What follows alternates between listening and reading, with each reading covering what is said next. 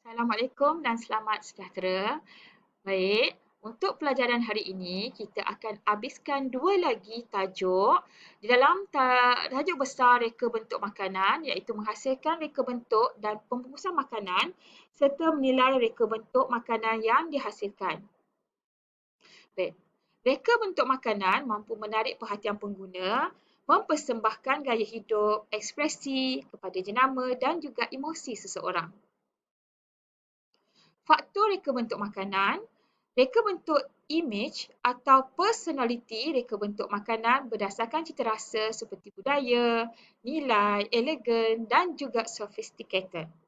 Memilih bahan yang sesuai, memilih warna makanan yang sesuai, memilih reka bentuk makanan yang tidak melanggar tata susila agama dan kaum yang ada, memilih saiz yang sesuai untuk memberi pilihan kepada pengguna, menggunakan peralatan yang sesuai dengan bentuk makanan yang akan kita hasilkan dan memilih bekas menghidang yang sesuai dengan reka bentuk makanan yang dihasilkan.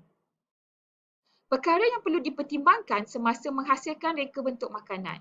Yang pertama adalah keseimbangan, di mana cara menyusun makanan akan memberi impak kepada emosi, warna, bentuk, saiz dan tekstur juga memberi peranan kepada keseimbangan pada susun atur. Yang kedua adalah bentuk. Kita perlu merancang berbagai bentuk dan susunan ketinggian juga adalah sebagai suatu variasi dalam bentuk makanan yang dihasilkan.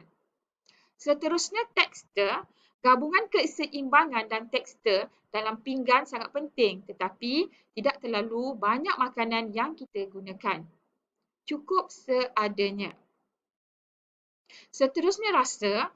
Rasa tidak dapat dilihat tetapi gabungan bahan-bahan menghasilkan rasa yang unik dalam mereka bentuk makanan. Bayangkan apabila kamu menggigit makanan ini, kamu akan merasa rasa yang masin, tawar, pedas, masam. Sebab itu ia dikatakan sebagai menghasilkan rasa yang unik. Seterusnya saiz. Saiz hidangan perlulah seimbang dengan saiz pinggan atau bekas. Kita tak nak bekas terlalu kecil sehingga ayam ni tadi terkeluar daripada pinggan. Itu tadi dia sudah melanggar prinsip keseimbangan. Baik, seterusnya reka bentuk pembungkusan makanan. Pembungkusan makanan perlulah menarik perhatian pengguna untuk membeli. Sifat ingin tahu pengguna tentang isi kandungan akan memainkan peranan. Apabila kita tengok kotak, kita akan tertanya-tanya, menarik minat kita untuk mengetahui apakah, bagaimanakah makanan di dalam kotak tersebut. Dan elemen dan prinsip reka bentuk penting untuk menghasilkan reka bentuk pembungkusan yang lebih kreatif. Faktor reka bentuk pembungkusan makanan, kita perlulah tahu siapa sasaran pengguna ataupun sasaran pasaran dan demografi. Pada hari ini, pelanggan sangat mementingkan pembungkusan. Itu adalah pertama yang dipandang oleh pelanggan.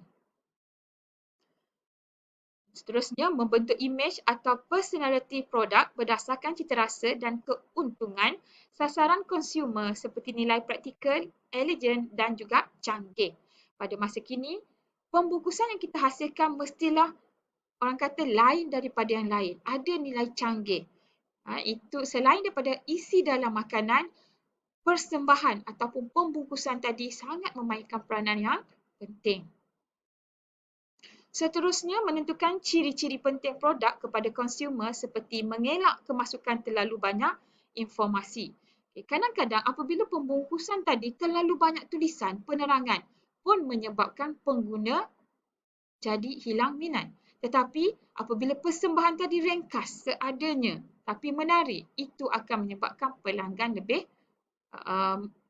berminat untuk membeli makanan tersebut.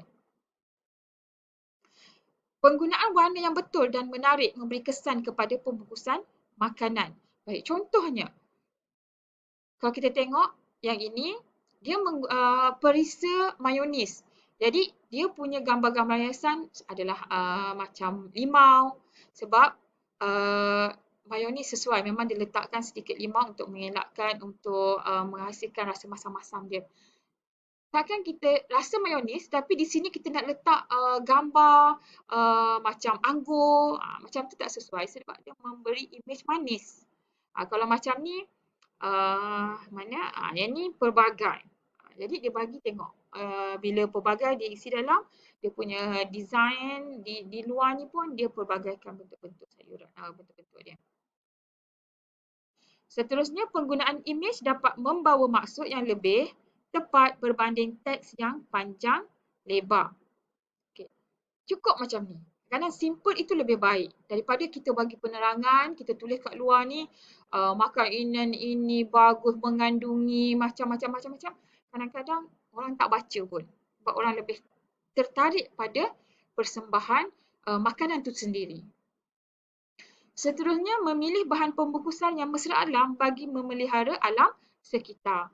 Okay. Pada masa kini banyak dah kotak-kotak ataupun pembungkus makanan yang digunakan hasil daripada bahan-bahan kita semula ataupun bahan yang boleh terurai. Jarang dah orang gunakan plastik dan setengah negeri pun dah memang mengharamkan penggunaan plastik-plastik. Baik, seterusnya kita pergi tajuk yang seterusnya, menilai reka bentuk makanan yang dihasilkan. Baik, kecenderungan, kreativiti, idea menghasilkan sesuatu, reka bentuk menarik dan juga unik. Kemudian inovasi, idea yang dipelbagaikan atau ditambah baik. Dan keaslian reka bentuk, idea reka bentuk haruslah asli, tulen dan tidak diciplak daripada idea yang sedia ada. Biarlah ia adalah hasil usaha kita sendiri ataupun orang kata lain daripada yang lain. Seterusnya, kandungan unsur mestilah simbolik, membawa mesej tertentu yang memberikan nilai tambah kepada produk dan pengguna. Estetika, prinsip dan elemen dalam reka bentuk pembungkusan makanan yang berkaitan dengan keindahan. Penilaian reka bentuk makanan, tahap perkembangan idea yang meliputi kecenderungan inovasi, kreativiti, keaslian reka bentuk untuk menghasilkan reka bentuk makanan. Tahap keupayaan menghasilkan reka bentuk makanan meliputi penggunaan bahan, alatan dan juga teknik. Dan juga yang ketiga, tahap penilaian reka bentuk makanan yang dihasilkan adalah tahap terakhir yang meliputi beberapa aspek iaitu fungsi, estetika, ergonomik dan keselamatan serta nilai komersial. Langkah-langkah penilaian reka bentuk makanan. Lebih kurang yang tadi, slide tadi, tetapi ini adalah langkah-langkah yang kita akan lakukan.